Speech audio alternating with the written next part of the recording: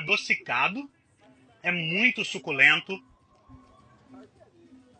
Logo tem um pingando. toque que parece amendoim e ao mesmo tempo um gostinho de defumado que lembra bacon. Então é como se fosse uma mistura de amendoim com bacon. É bem macio, os órgãos dessa Olha. larvinha, né, derreteram com o calor. Ah, Derreteram com o calor. Então isso tudo. está deixando ela suculenta. E é aquilo, a cabecinha dela é crocante, o corpinho tem uma pelezinha crocante também, macio, muito líquido por dentro. Esse líquido com um gosto de amendoim e uma mistura de bacon bem diferente.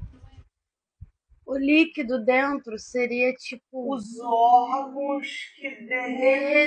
derreteram. Que delícia essa hora da manhã.